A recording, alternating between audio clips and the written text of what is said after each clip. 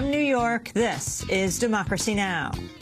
We believe in a generous America, in a compassionate America, in a tolerant America, open to the dreams of an immigrant's daughter who studies in our schools and pledges to our flag.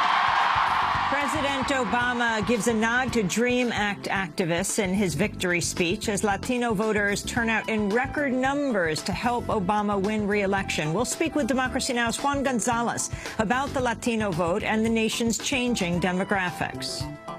We're now talking about 11 to 12 million people that are undocumented in the United States. And I think that the most extreme right of the Republican Party understands that if 11 to 12 million people are able to legalize their status and become voters, it will change the political landscape of America for decades to come. We'll also discuss Puerto Rico. For the first time, a majority of the island's voters support a non-binding referendum to become a full U.S. state. And we'll speak with The Nation magazine's John Nichols on President Obama's new mandate for the next 4 years. All that and more coming up.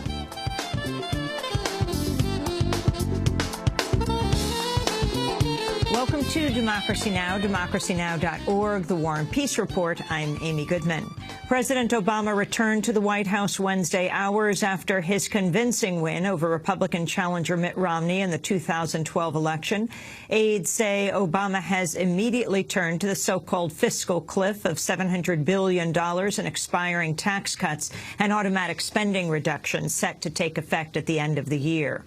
Under the terms of last year's debt deal, Obama and Senate Democrats must agree on a deficit reduction package with House Republicans or face automatic cuts that will likely contract the economy. On Wednesday, both Senate Majority Leader Harry Reid and House Speaker John Boehner pledged to negotiate in good faith. American people want us to work together. Republicans want us to work together. Democrats want us to work together. They want a balanced approach to everything, but especially this situation that we have dealing with this huge deficit and taxes that are part of that. There's an alternative to going over the fiscal cliff, in whole or in part. It involves making real changes to the financial structure of entitlement programs and reforming our tax code to curb special interest loopholes and deductions. By working together and creating a fairer, simpler, cleaner tax code, we can give our country a stronger, healthier economy. A powerful winter storm has again blasted the Northeast, bringing wet snow and strong winds to areas already devastated by last week's superstorm. Tens of thousands of homes and businesses lost power along the East Coast from the Carolinas to New York Wednesday, joining the more than 500,000 customers who still remain without power in Sandy's wake. Concerns were raised the storm could threaten the relief effort in some of the hardest-hit areas. Meanwhile, the death toll from Superstorm Sandy in the United States and Canada has risen to 121 after the death of an elderly man who was found unresponsive at the bottom of a wet and dark stairwell in Rockaway, Queens. On Wednesday, New York City Mayor Michael Bloomberg warned Sandy may have weakened defenses against potential flooding. Because of today's storm, coastal areas in our city face a risk of some flooding until 6 a.m. tomorrow morning. And the National Weather Service warns that there could be some major flooding in spots already eroded by Sandy.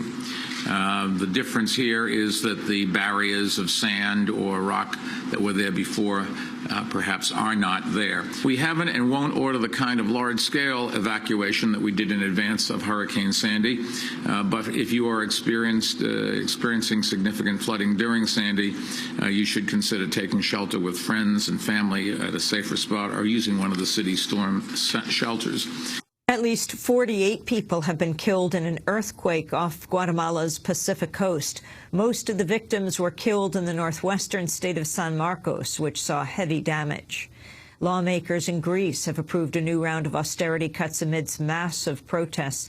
On Wednesday, the Greek parliament narrowly backed a $13.5 billion austerity package featuring tax hikes and pension cuts, Greece's fourth austerity package in 3 years. More than 100,000 people took to the streets of Athens to oppose the measure, capping a 3-day strike and staging Greece's largest protest since August. The protest ended in clashes, with police firing tear gas to disperse the crowd.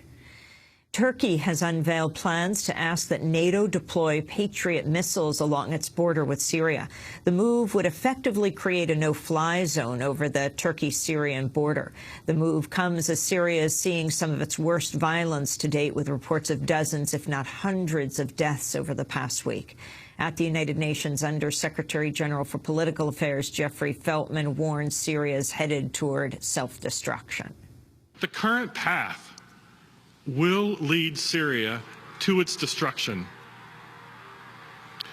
Clearly, there is a need to shift away from the military logic that's prevailing at the moment.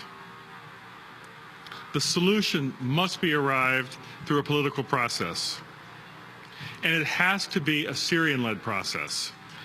It can't be imposed. It must bring real change and a clean break from the past.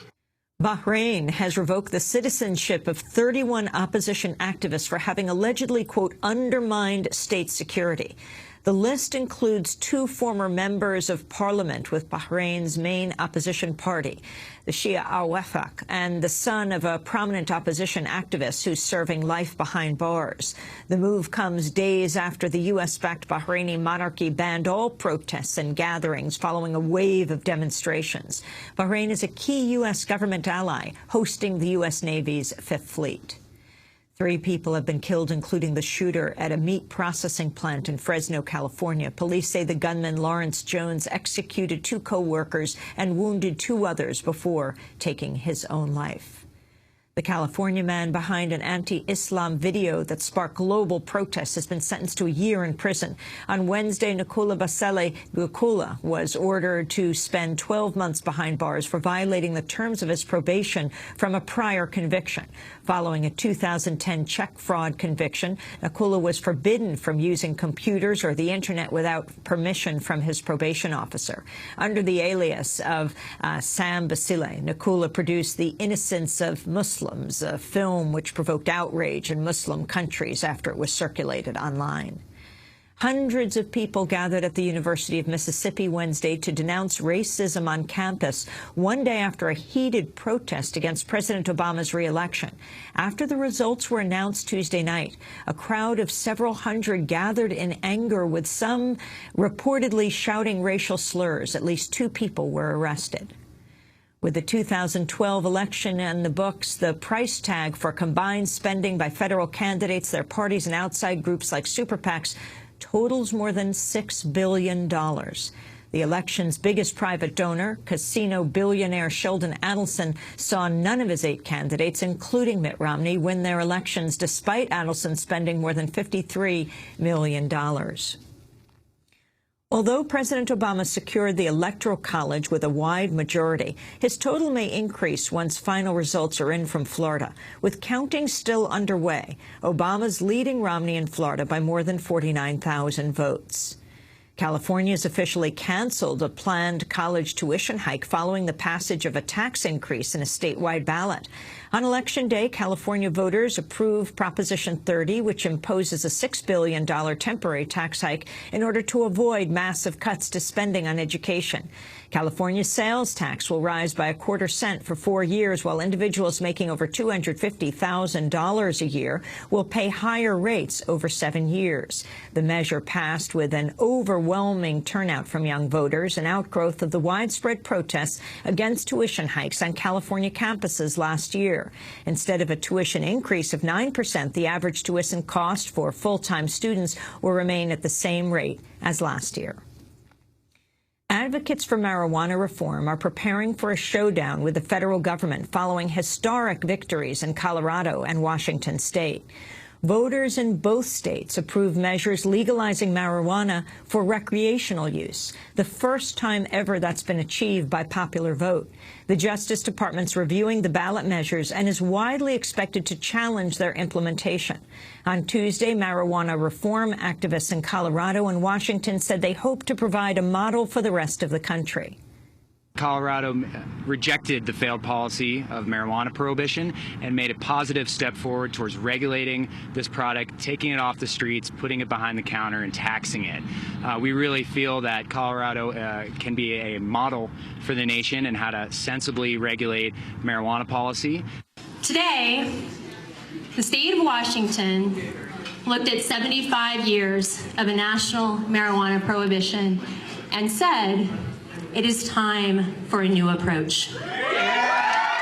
And Tuesday's election was historic for women, who come January will hold 20 out of the 100 seats in the U.S. Senate, the largest number ever. Tuesday's election saw 5 new women elected to the Senate, in addition to Democrats Elizabeth Warren in Massachusetts and Congressmember Tammy Baldwin in Wisconsin. Democratic Congressmember Mazie Hirono was elected in Hawaii, becoming the first Asian-American woman elected to the Senate. Also the first woman elected from Hawaii, the Senate's first Buddhist, and the first U.S. senator born in Japan, Fukushima, Japan. The other new women senators are Republican Nebraska State Senator Deb Fischer and former North Dakota Attorney General Heidi Heitkamp. And those are some of the headlines. This is Democracy Now!, democracynow.org.